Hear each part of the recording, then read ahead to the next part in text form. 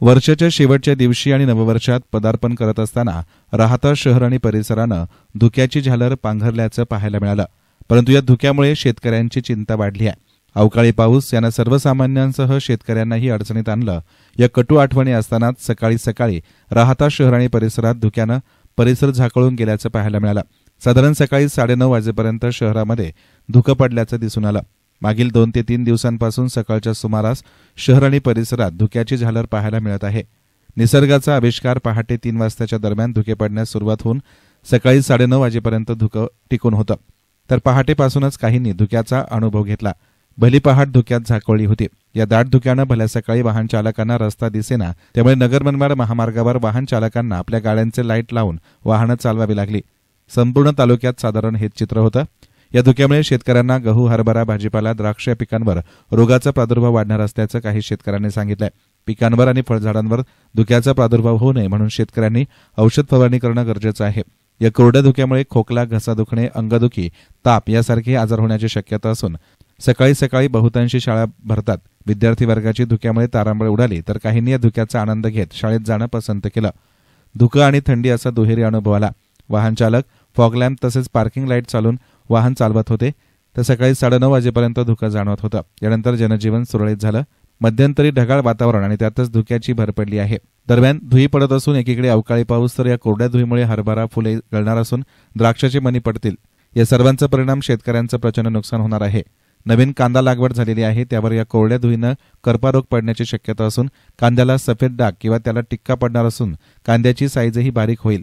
त्यामुळे शेतकऱ्यांचं मोठं नुकसान होणार असून सरकारनं शेतकरी वर्गाला रोगाचा प्रादुर्भाव टाळण्यासाठी औषध उपलब्ध करून देण्याची मागणी प्रगतशील शेतकरी राजेंद्र कारले यांनी केली. दुर्दैवानं शेतकऱ्यांच्या आसमानी संकटातून सुटका काही होत नाही असं वाटतंय.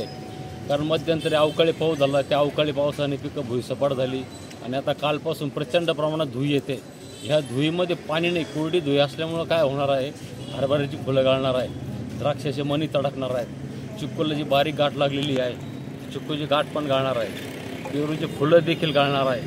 त्यामुळे याचा परिणाम सर्व पिकावर होऊन शेतकऱ्याचं प्रचंड नुकसान होणार आहे. तर शेतकऱ्यांना याच्यामधून सरकारनं काहीतरी दिलासा द्यावा अशी शेतकरी बांधवांची अपेक्षा आहे. तसेच कांद्याचे नवीन लागवडी झालेले आहे. कांदा पिकावरती करपा पाडणारे म्हणजे एक सफेद डाग पडतो, टिक्का म्हणतात त्याला, तोही पाडणार आहे. कांद्या देखील खराब होणार आहे, कांद्याची साईज बारीक राहणार आहे. त्यामुळे शेतकरी सळीकडूनच अडचणीत आलेला आहे. तर सरकारने याबाबत काहीतरी निर्णय घेऊन सरकारने शेतकऱ्यांना ठोस मदत करावी अशी सर्व शेतकरी बांधवांची इच्छा आहे. तर कृषी अधिकारी यांनी शेतकऱ्यांच्या बांधावर जाऊन त्यांच्या पिकाची पाहणी करावी, त्यांची विवंचना बांधावर जाऊन प्रत्यक्षात जाणून घेऊन त्यासाठी सरकारकडे पाठपुरावा करावा आणि आर्थिक नुकसान भरपाई देण्यासाठी प्रयत्न करावे अशी मागणी शेतकरी चांगदेव गिधाड यांनी केली. धुक्यामुळं राहत्या तालुक्यातील बरेचसे शेतकऱ्याचे पिकांना नुकसान झालेली आहे. हरभरा पिकाची फुलगळ उरायली, पेरूची बी गळ उरायली.